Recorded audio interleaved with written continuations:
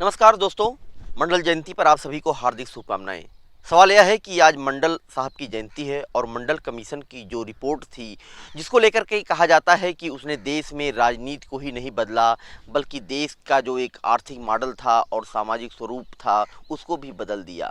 लेकिन इस रिपोर्ट को सवाल यह है कि इस रिपोर्ट को हमेशा कमज़ोर करने की कोशिश की जाती रही है। और पहली बात तो यह रही कि रिपोर्ट को पूरी तरीके से लागू ही नहीं किया गया।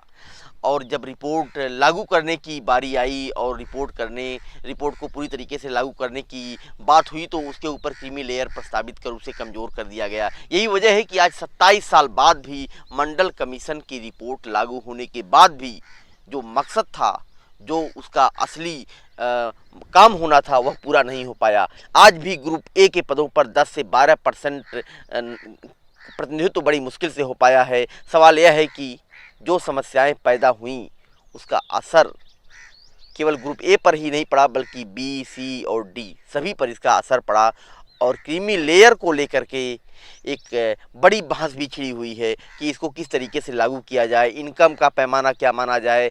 और वाकई में इनकम का पैमाना कुछ भी हो, लेकिन क्रीमी लेयर बहुत गलत है। पहली बात तो यह है कि क्रीमी लेयर होना ही नहीं चाहिए। जब तक नहीं होना चाहिए, तब तक नहीं होना चाहिए कहा जा सकता है, जब तक कि यह प्रतिनिधित्व पूरा नहीं हो जाता है। और मंडल कमीशन के द्वारा जो आरक्षण दिया गया, उसका जो मकसद है, वह मकसद जब तक पूरा नहीं हो जाता है। सवाल यह है कि क्रीमी लेयर लगा करके पूरे मंडल कमीशन की रिपोर्ट के द्वारा जो आरक्षण मिला था, उसे कमज़ोर करने की कोशिश की गई, क्योंकि यह आरक्षण आर्थिक आधार पर नहीं था।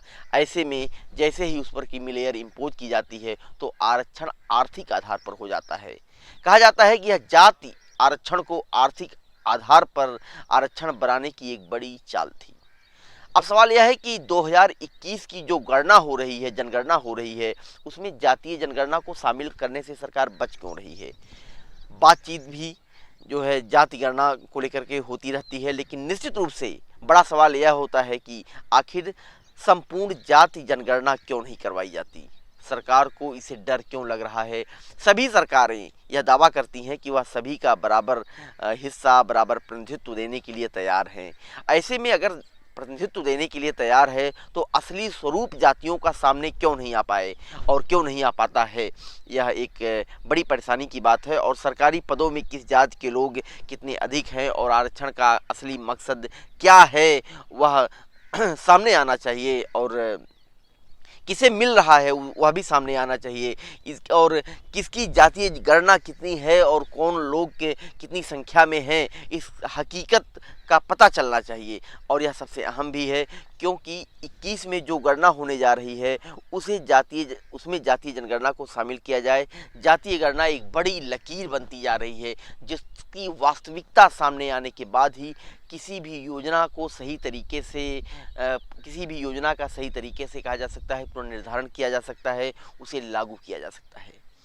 अब बात एक कमेटी की रिपोर्ट की भी होती है कि ओबीसी पार्लियामेंट्री समिट की रिपोर्ट जो आई है, कमेटी की रिपोर्ट आई है, वह क्या है। और उसको लेकर के निश्चित रूप से देश के अन्य पिछड़े वर्गों के आरक्षण को लेकर एक बड़े बदलाव की आहट सुनाई दे रही है। और कहा जा रहा है कि सरकार ने क्रीमी लेयर की सीमा जो है बढ़ाई है और 8 से 12 लाख की है, और यह लगभग मान भी लिया गया है। लेकिन ओबीसी को लेकर के सरकार द्वारा जो बनाए गए संसदीय समिति के अध्यक्ष गणेश सिंह हैं, उनका मानना है कि केवल क्रीमी लेयर की राशि घटाने या बढ़ाने तक यह मामला सीमित नहीं है, और तमाम अन्य रिकमेंडेशंस को इसमें रखा गया है। ऐसे में सवाल यह है कि क्या क्रीमी लेयर को डिसाइड करने के लिए कृषि के द्वारा जो प्राप्त आय है और अन्य तमाम ऐसी मांगें शामिल रही हैं, वह भी इसमें रखी गई हैं, जो एक तरीके से कहा जाए काफ़ी उपयोगी मानी जा रही हैं। लेकिन असली मकसद यह है कि क्या क्रीमी लेयर के जो हर्डल्स थे,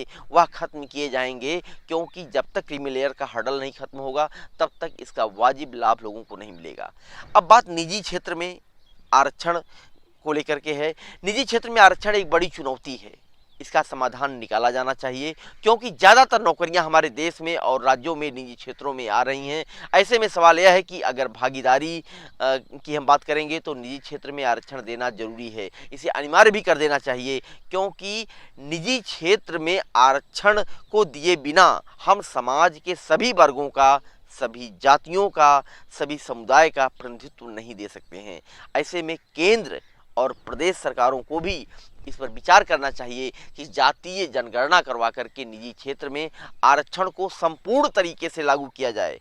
तमाम राजनीतिक दल भी निजी क्षेत्र में आरक्षण की मांग को करते रहे हैं, लेकिन असली सवाल भी यह छूट जाता है कि वह आंदोलन क्यों नहीं करते हैं, आंदोलन करने से क्यों डरते हैं।